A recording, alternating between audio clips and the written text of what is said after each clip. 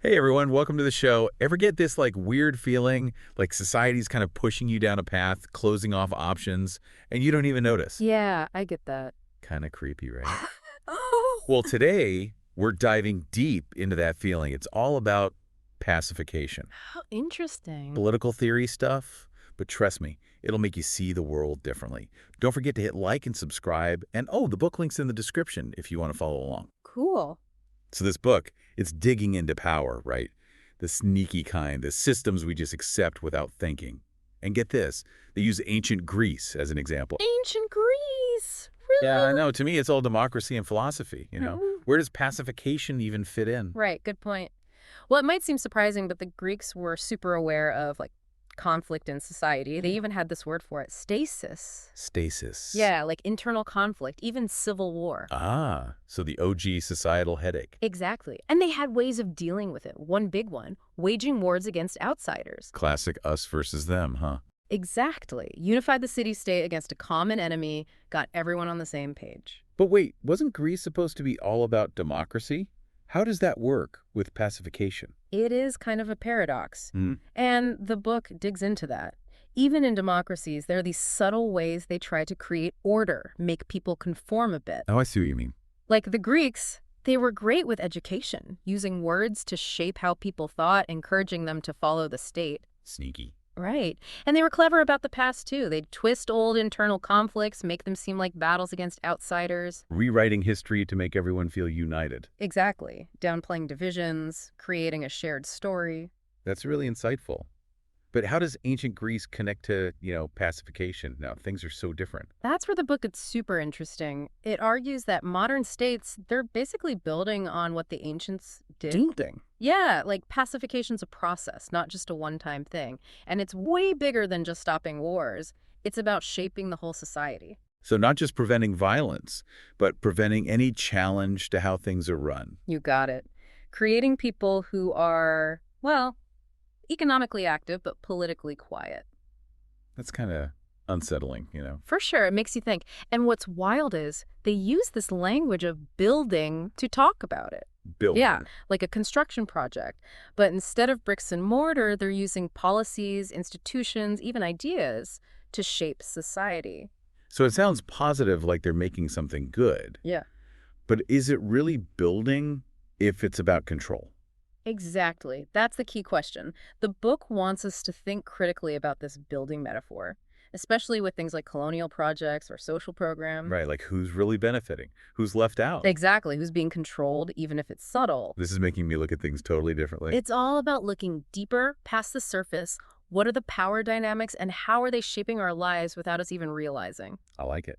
Makes you think. You know, it's really interesting. One of the biggest things this book digs into is how this whole building thing, it kind of plays on our fears, like deep down, that feeling of being unsafe.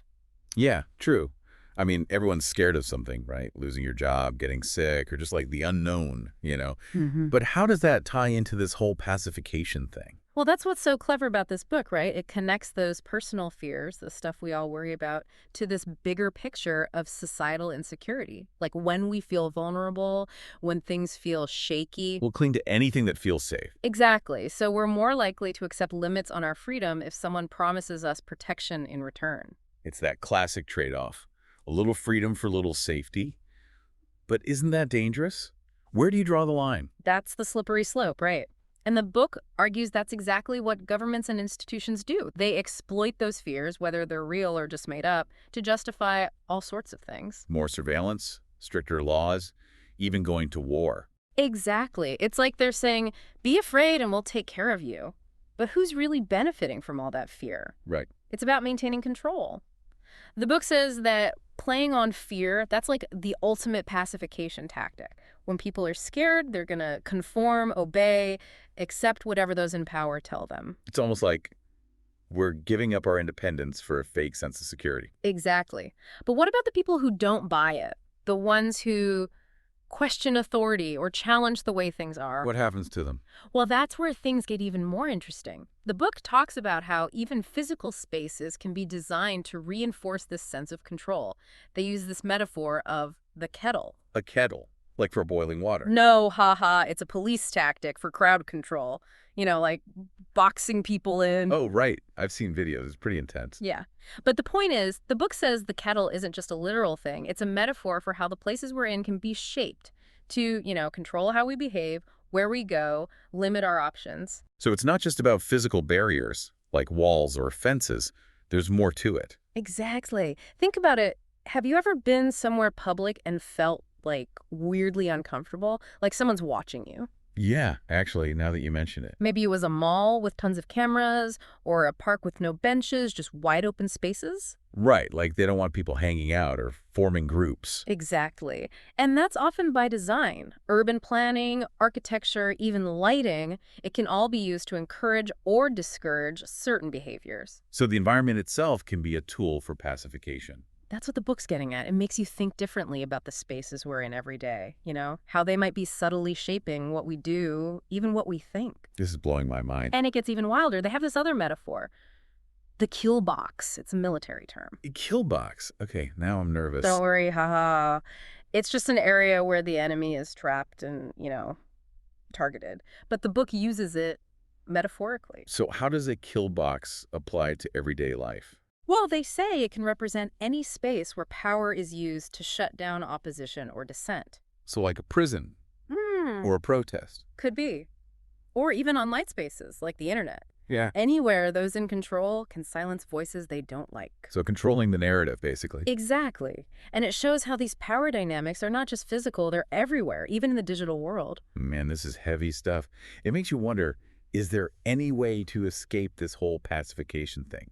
Is the book just like totally pessimistic? There's a lot to think about, right? But before we got sidetracked, we were talking about how even physical spaces can be used for this whole pacification thing. Yeah. And it's important to remember all this control stuff, like it happens in ways you can't even see, too. What do you mean? Give me an example. Well, think about debt. Debt. Really? Yeah. I gotta admit, that doesn't sound as exciting as ancient Greek battles or like secret police. I hear you. But trust me, this is where it gets really interesting. The book argues that debt, it's like a major tool for pacification. Okay, now you got my attention. I never thought of debt like that. How does that even work? Well, think about it. When you're in debt, you're always trying to pay it off, right? Yep, tell me about it. It's like this weight hanging over your head. Exactly. Yeah. And that feeling, that obligation, like you owe someone something, it can make you passive, less likely to make waves. So you're less likely to, like, challenge the system or demand better stuff because you're so busy just trying to survive. You got it. And the book says this isn't some accident.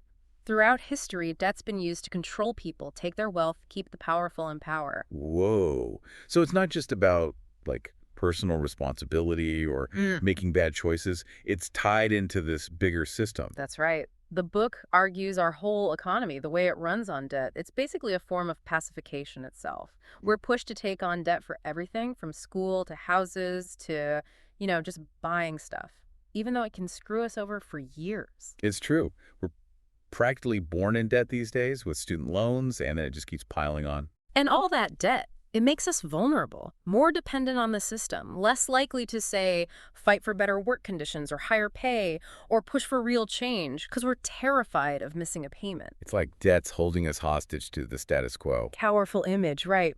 It's a reminder that debt isn't just some personal thing. It's political. It's about power, control, and how our economy is rigged to benefit a small group at the expense of everyone else. This is really eye-opening, but also kind of depressing. Is there any way to, break free from this cycle? The book doesn't give easy answers, but it says awareness is a good start.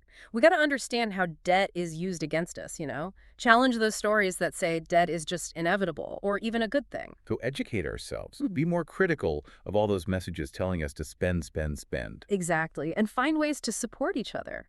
Build communities that can push back against these huge financial institutions. Maybe even create a fairer system. This whole deep dive has really made me think. It's crazy how something as everyday as debt can be tied to these massive systems of power and control. It shows you power works in sneaky ways, often invisible. But when you understand how it works, you can start to fight back. Well, listeners, we've covered a lot of ground in this deep dive into pacification. It's been fascinating and kind of disturbing to explore how power plays out in our lives. Hopefully it's given you some new perspectives, maybe even inspired you to question the systems that shape our world. We'd love to hear what you thought of this episode. What hit home for you? What questions are you still wrestling with? Share your favorite moment from the deep dive down in the comments. And don't forget to like and subscribe for more thought-provoking discussions. Until next time, stay curious and keep questioning everything.